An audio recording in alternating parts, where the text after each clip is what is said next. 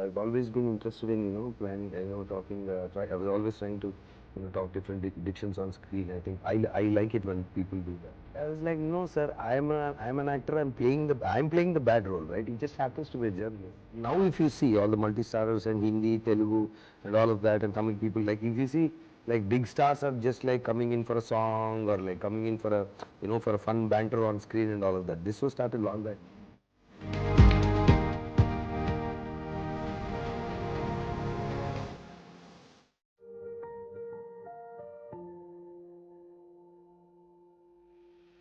Hello, welcome to Cinema Express. My name is Abhilasha and today we will be interviewing Navdeep.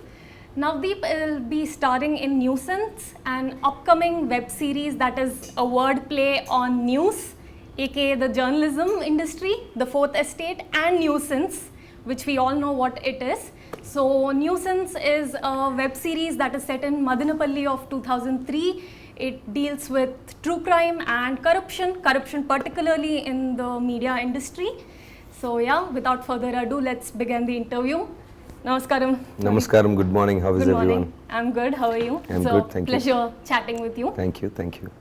So we'll discuss more about Nuisance later, but I have one question to ask. So you have acted in web series like Manamu Good Love Story and Gangsters.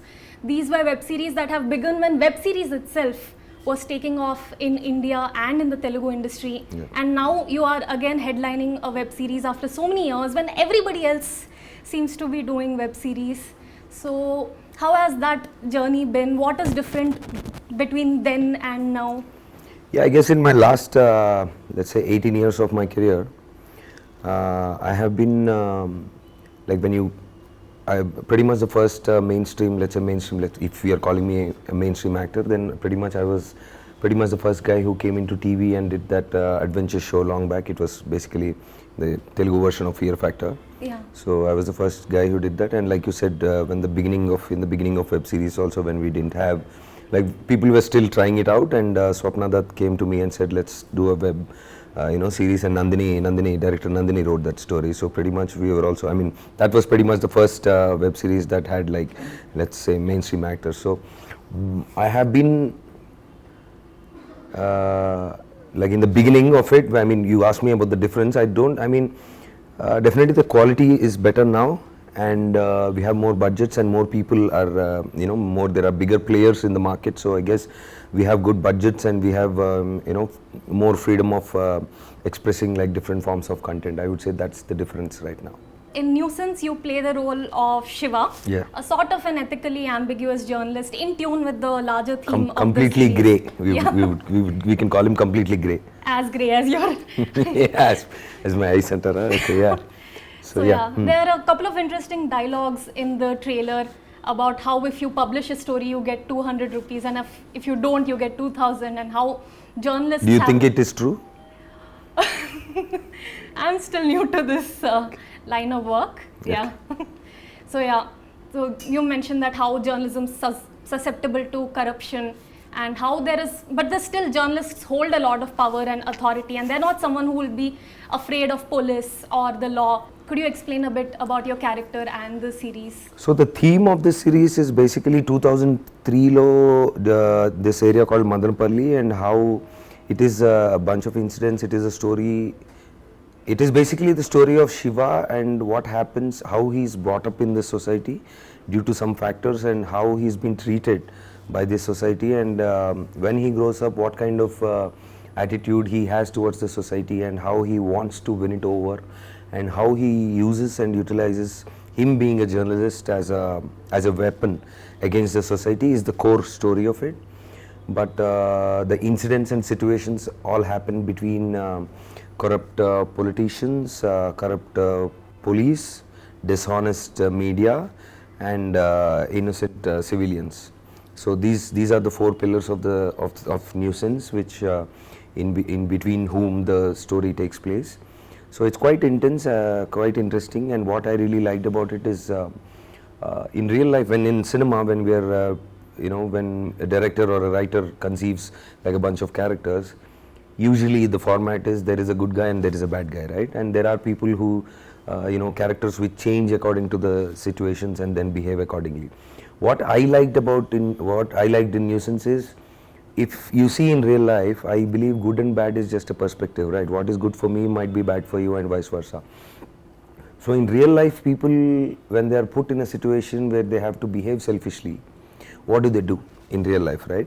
So they kind of, bend their ethics and morals and then, justify their behavior, and then they come up with a reasoning saying, okay, I had to do this because of this reason and that is why it is right for me, right? I'm sorry, maybe it's not right for you, but for me it's right. So this is how people in real life believe. So I believe Nuisance, when they were, conceiving it, all the characters are played like in real life. There's no like cinematic bad or cinematic good in it, but they're all reacting to the situations and responding to how they want to be selfish in the story. So I believe there is a lot of grayness in real life, and I think that translates in Nuisance. Lovely. So you've mentioned a bit about your character and how these characters react to certain situations that take place in Nuisance. Yeah. So would you say Nuisance is more of a character-driven psychological drama Yes, plot? 100%. Okay, Spot on. But the background we have taken is media. So I mean media and the negative shades of media, right? Which I don't think anybody. I don't see any lot. At least in Telugu, not many series or films have taken this theme. Of course, there are some films in which there are tracks of comedy or sarcastic tracks of how media behaves when in a certain situation. But as a serious theme itself, I don't think in Telugu anybody has picked this. So that is why I think it's kind of making the ripple cities before release. Lovely. So talking about the negative shades of media, you're no stranger to media. You have at different phases of your career received certain, a lot. unsavory, unfavorable character assassination. And you have even mentioned in an interview that you've gone to Big Boss so that the public at large gets to know who the real Navdeep is, as opposed to what the media portrays Navdeep as. So, how much of that what Navdeep has experienced gone into Shiva's character and characterization? I don't think there is much of a, I see how the relevance can be, tried to be connected, but I don't think anything like from my personal life what has happened has come out here, because this is a different era of journalism.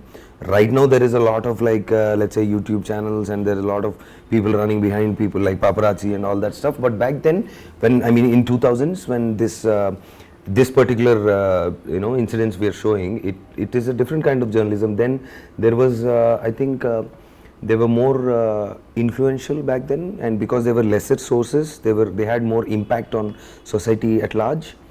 So the kind of incidents we show here are more of a slow manipulative kind of scheming that happens during reporting, and when Shiva goes and plays between two political parties and all of that.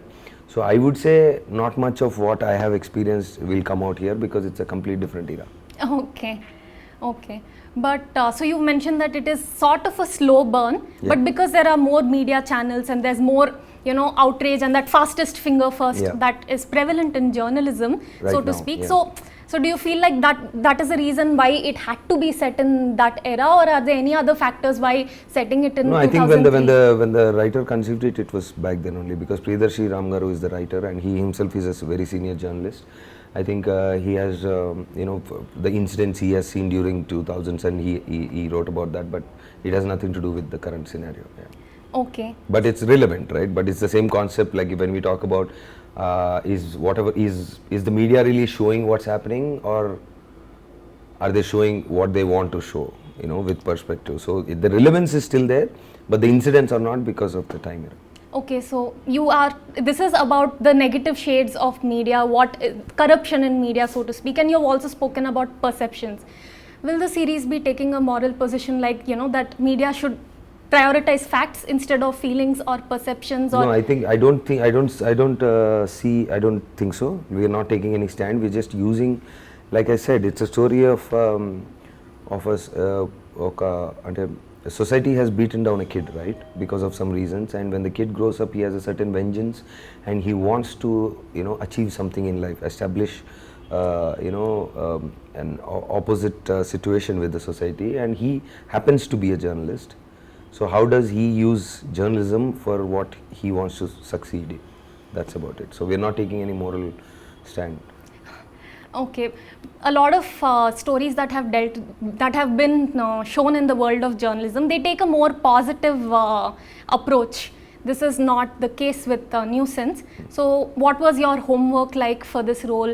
Was it all strictly limited to the story Priyadarshini Ram Garu has written? Or We did some kind of improvisations as an actor when script wise not much, but story wise not much, but obviously, I mean, my homework was more about changing the look and trying to look the part of playing like a 2003 lo. There's one Madanapalli, one town guy. So we did a bunch of work to get that look right, and also the diction. So I've always been interested in planning, talking. I was always trying to talk different dictions on screen. I think I like it when people do that. Like for example, when he did it for Pushpa, people like really liked it. He went all the way, and then every word and every sound he uttered was completely playing the part. So obviously, so I like it when actors do that, go that extra mile. So luckily I got a chance here where we had to go that extra mile and change the outlook as such, and also the diction. So that was the homework. But incidents and everything, they were already written and the script was there before I got into the project. So my homework was just like my part. Okay, so as you have done certain grey roles, certain negative roles before in your career as well, and this is a ideal casting for type kind of a situation. So when you were approached with this role a couple of years back, what was your initial reaction like? I like the drama of it, and also I like the part where I was playing the bad journalist. So I was like, okay, let's see where this is gonna go. So yeah, was there a sense of vindication? No, there's nothing. But I was like, okay, there needs to be some kind of slight courage to take up this, right? So when we were joking about it, saying, sir, director and me were always joking about it, sir, they're going to belt you because they'll keep asking that, are you doing, because of like whatever, like you said, vendetta kind of thing. And I was like, no, sir, I'm an actor. I'm playing the bad role, right? He just happens to be a journalist. So if I'm the lead actor and there's a bad journalist and I'm belting him on screen, then you can say you're like kind of like doing this for vendetta. But I was like, I'm the bad guy, right? I really like the character and I'm doing it. So let's see what happens was the tone we had. Okay. But I think all of this discussion is, I believe won't be valid. I mean, it will be invalid after May 12th, because as of now, when you look at it, the way the title or the way the trailers are cut or everything, the kind of questions you're asking makes sense right now. But once I believe the series is out and once people watch it, you completely you go into that story and then see what is happening and then come out of it. But you will not see a Navdeep versus a media or anything like that, because I mean the story is so intense, and you go into that story and then you see everything. You'll understand that the backdrop that we have taken journalism is just a backdrop for that story, and how it is it doesn't stand out like wantedly aim undadu. So I think we have to wait for May 12th to see how people like it. So do you feel that despite all that background, very specific background, journalism, Madanapalli, 2003, it is sort of a universal story and that will make people continue watch? It's quite an intense drama, like you said. It's psychological human behavior and how people tend to manipulate each other and be selfish, and quite there is a lot of emotional run to it. And each one of the characters, the lead, let's say Bindu or my character, they have their own drive and they have their own backstory and they have their own intention in the script. So I think it is kind of universal. Maybe little kids might not enjoy it because it's like an intense drama, obviously. But I think anyone 14 plus, 15 plus to 70, 80, whatever, they will really like the run of the show. Okay, interesting. So you have done something which very few actors, in my opinion, have done in their career, which is appear in a string of cameo roles. You like from movies like Ready to even a Bollywood movie like Azhar. You have done some small significant roles, and you mentioned that Nagarjuna was your inspiration behind taking. I like how he's like too cool, and then I see that he doesn't have any. He has this confidence. He's like, I can do anything. If I like it, I'll just do it. So I was like, because back then when Nagarjuna Garu was doing like these cameo roles and everything, none of the other big heroes were doing it. Yeah. So he was the one. I had this sense like even when I met him outside, like he uses confidence and he's like, "Mera kya jayega? I'd like to do it. I want to do it." So somewhere I was like, kind of influenced by it. I was like, his confidence was crazy. So yeah. So yeah, that was. So how did you feel like that has impacted your career so far? How has people taken to it? And I think none of the cameos have. I mean, if it's a good cameo, people like it. If it's a bad cameo, people will be like, okay, why did he do it? But I don't see any real effect now. If you see all the multi-starers and Hindi, Telugu, and all of that, and Tamil people, like if you see, like big stars are just like coming in for a song or like coming in for a for a fun banter on screen and all of that. This was started long back by Nagar. So I don't think, I mean, it's people will enjoy it, right? When they see like unexpected two stars together. You saw what happened with RRR, right? I mean, it's not a cameo obviously, but people when they see like, when they don't expect two people together, like different, fans see people like see their stars together, I think they enjoy it. I think they enjoy it a lot. interesting. So what is a bad cameo?